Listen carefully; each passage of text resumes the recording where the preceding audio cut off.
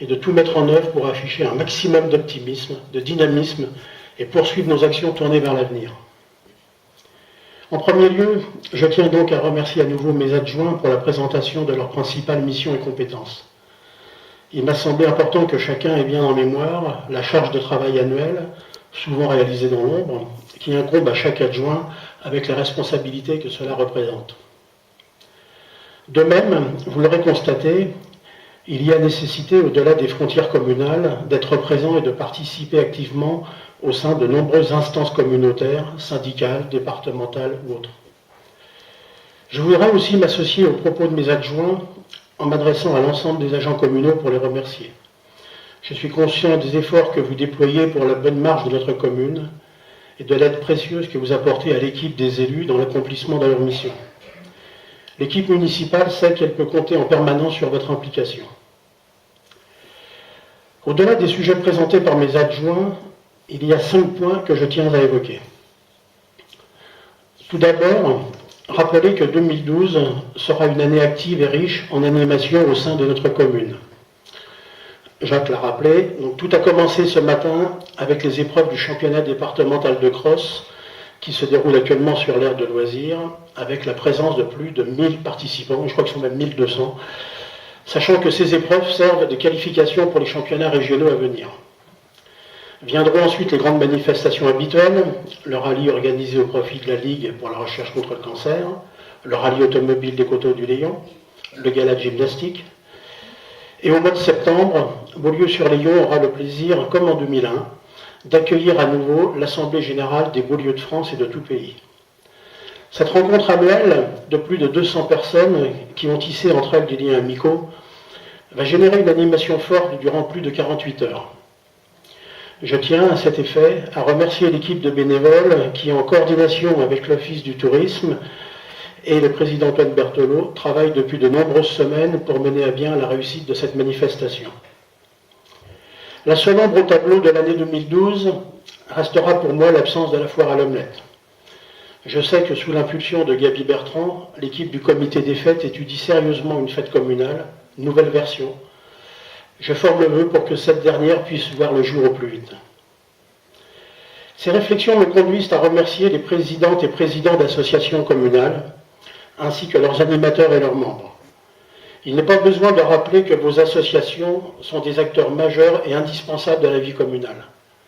Elles participent activement à la vie de Beaulieu-sur-Léon, tant au niveau de l'investissement de leurs bénévoles qu'au niveau des manifestations et des services rendus à la collectivité. Vos associations font connaître et reconnaître la commune et véhiculent une image positive.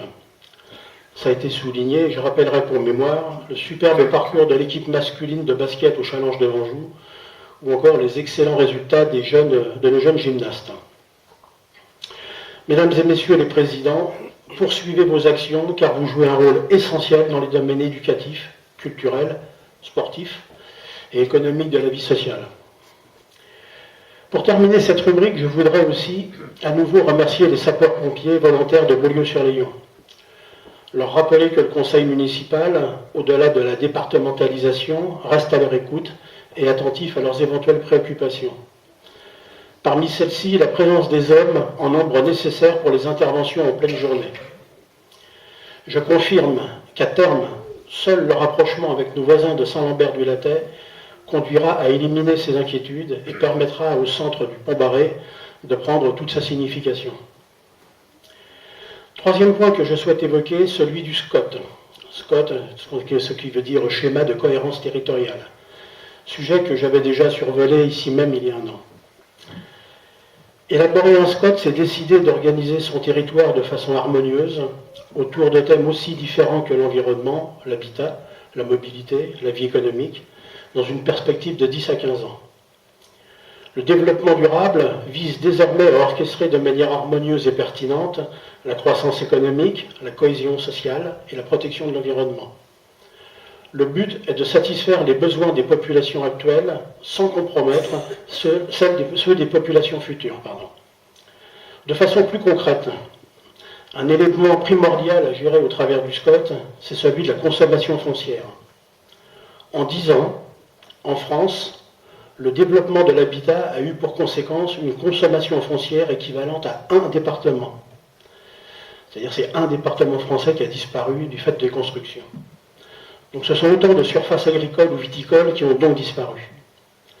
Pour cette raison, par exemple, une commune comme Beaulieu, qui se développait au rythme de 10 à 12 logements par hectare, devra dorénavant atteindre le seuil de 18 à 20 logements par hectare. Ce qui veut dire que ça fait des parcelles moyennes de l'ordre de 400 mètres carrés. Quatrième point, la voie de contournement de Beaulieu. Ce projet a pris du retard car le Conseil général, face aux interrogations légitimes de certains, a fait procéder à des comptages sur les différents axes routiers de la commune. Les résultats confirment que le trafic actuel est supérieur à celui de 2008 et que ce sont bien 4 900 véhicules qui traversent chaque jour le bourg dans l'axe est-ouest, confirmant ainsi la nécessité de la réalisation de cet ouvrage. Son exécution est nécessaire pour rétablir des conditions de circulation et de sécurité satisfaisantes, pour réduire les nuisances dues au trafic et pour améliorer la qualité de vie dans le bourg et les circulations piétonnes. Les chargés de mission du Conseil général affinent actuellement le travail sur 2 propositions de tracé en minimisant l'impact sur les parcelles viticoles, au-delà du coût global de cette réalisation estimé à 3 millions d'euros. Le conseil municipal devra dans les semaines à venir retravailler sur ce dossier afin de privilégier l'un des 2 tracés. 5e et dernier point que je tenais à évoquer, celui de l'économie, de l'emploi, du commerce et de l'artisanat. Le travail se décline à 2 niveaux. Tout d'abord, celui de l'Anjou Actipark, à maîtrise d'ouvrage communautaire. Ça a été souligné aussi. Donc, il voit actuellement le bâtiment dédié à la logistique du groupe Boulanger se réaliser à une vitesse vertigineuse, puisque sa mise en service est programmée pour le mois d'avril.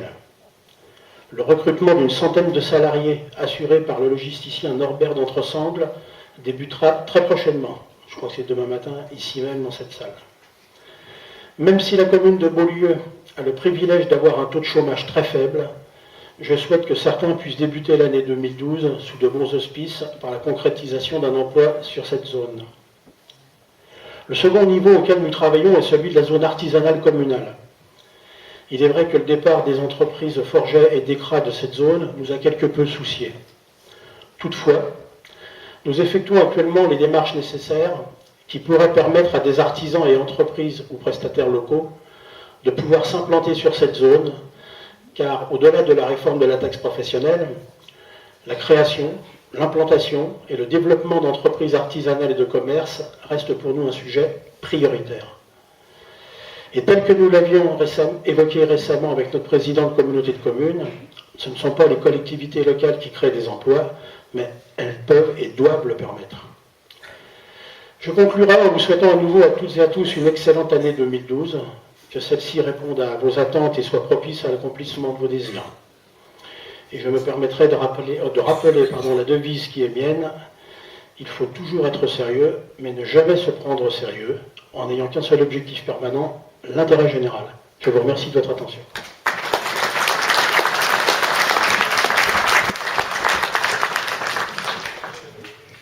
Au préalable, et vous me pardonnerez, donc j'avais oublié de vous préciser que donc sont absents aujourd'hui donc Hélène Chenet qui est en congé, Jérôme Pouplard qui effectivement est de garde actuellement au poste de secours pour le cross départemental, et François Chauvin devait être parmi nous, mais elle est actuellement la jambe dans le plâtre, donc elle est restée au chaud chez elle. Voilà.